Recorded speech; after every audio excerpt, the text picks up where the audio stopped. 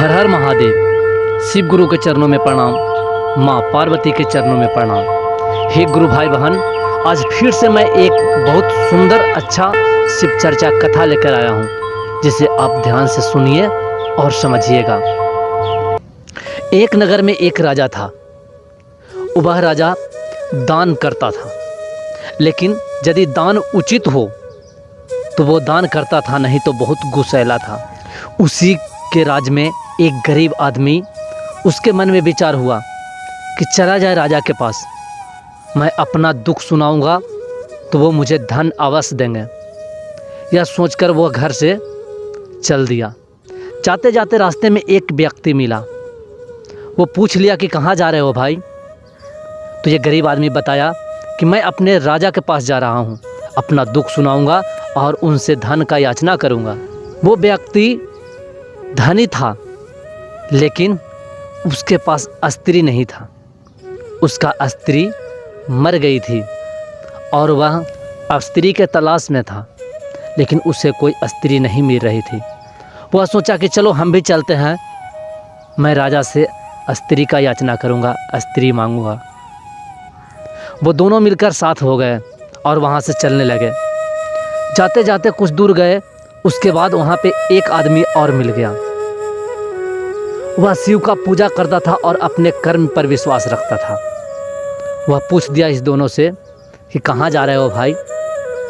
ये दोनों ने बताया। गरीब आदमी बोला कि मैं धन के लिए जा रहा हूँ, और जो अमीर की तरह था वह बोल दिया कि मैं स्त्री के लिए जा रहा हूँ। तो ये जो आदमी मिला था, ये मस्त था, शिव के भक्ति में मस्त रहता था।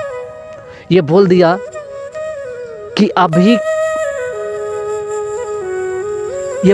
ये जो चीज़ भी जो मांगने जा रहे हो, इस सब अपने कर्म और धर्म से मिलता है।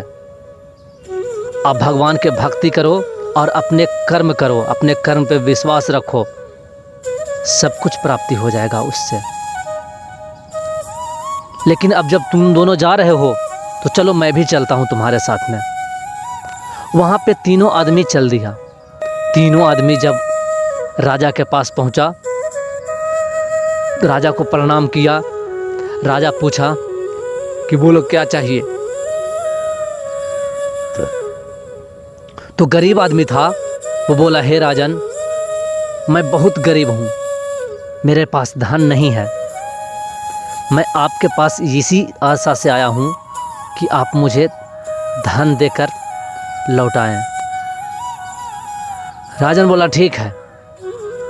राजा बोला ठीक है, यदि ऐसी बात है तो मैं तुम्हें धन अवश्य दूंगा। राजा ने एक थैला में सोना चांदी बहुत सारे धन दे दिया गरीब आदमी को। गरीब आदमी वह धन पाकर खुश हो गया।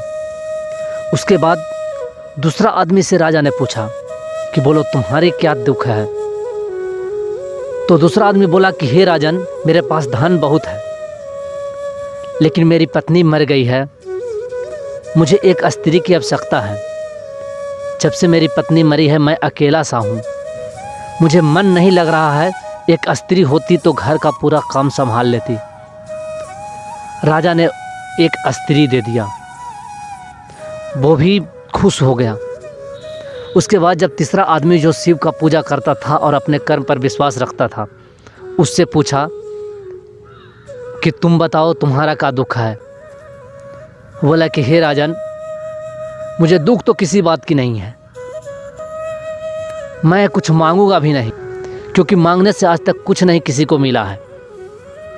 जो भी मिला है वो अपने कर्म और प्रभु के आस्था से। बिगड़े हुए काम भी प्रभु के आस्था है तो वो बन जाता है, और नहीं तो बना हुआ काम भी बिगड़ जाता है। और अपने कर्म करता है तो उसे किसी भी चीज़ का डर नहीं होता और किसी भी चीज़ के लिए आशा लगाना नहीं पड़ता। यह सुनकर राजा उससे रूठा सा हो गया, उसे कुछ नहीं दिया, बोला तुम वापस चले जाओ। तीनों व्यक्ति वहाँ से वापस लौट गया। तीनों साथ में वापस लौट रहा था और तीनों खुश था। राजा इसके बात सुनकर रूठा सा हो गया था।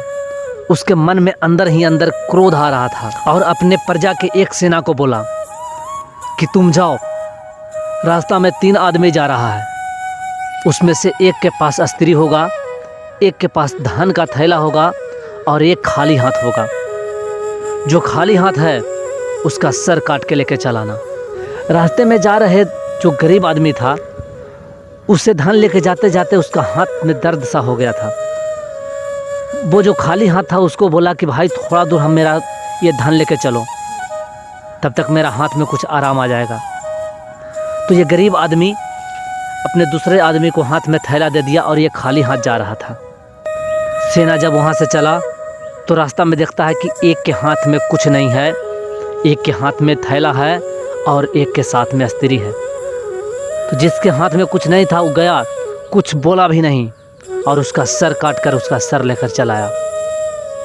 लेकिन वह सर तो गरीब आदमी का था, क्योंकि गरीब आदमी ही खाली था, अपना धन दे दिया था दूसरा आदमी को।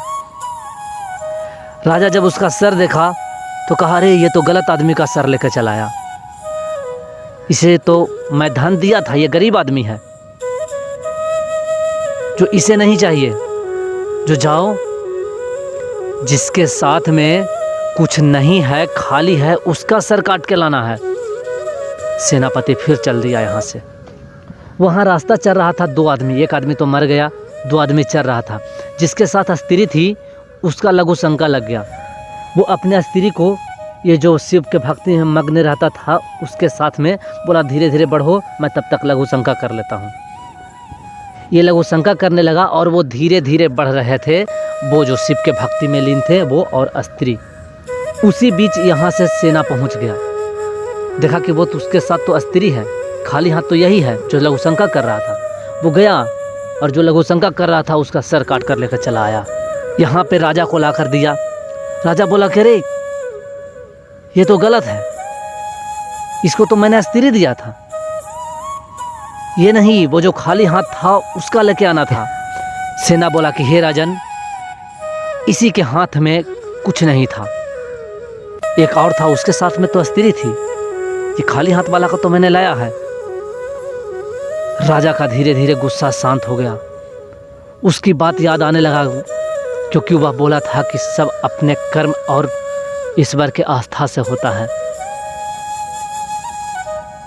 राजा मन में सोच लिया कि अब मैं लाख कर लूं, वो मुझसे नहीं मरेगा और उसका कहना भी सच होगा। और उसका कहना भी सच हो गया। क्यों ना मैं भी अपने प्रभु पर आस्था रखूं, अपने कर्म पर विश्वास रखूं। और वो आदमी जो साथ में जा रहा था स्त्री के साथ में और धन लिया हुआ था, वो सोचा प्रभु की यही इच्छा है, क्योंकि दो आदमी मर गया, चलो जो साथ में है उसे लेकर चल जाते हैं। वह आदमी के हाथ में धन और साथ में स्त्री दोनों हो गया। इसलिए कहा जाता है कि अपने कर्म और प्रभु पर आस्था रखो, सारी काम सफल हो जाएगा। तो हमें किसी को कुछ मांगने से नहीं मिलता, अपने कर्म करो, अपने कर्म पर विश्वास रखो, सब कुछ मिल जाता है। तो हे गुरु भाई बहन, यदि यह कथा आपको अच्छा लगा होगा तो वीडियो को लाइक और चैनल को सब्सक्राइब जरूर कर दीजिए। हर हर महादेव।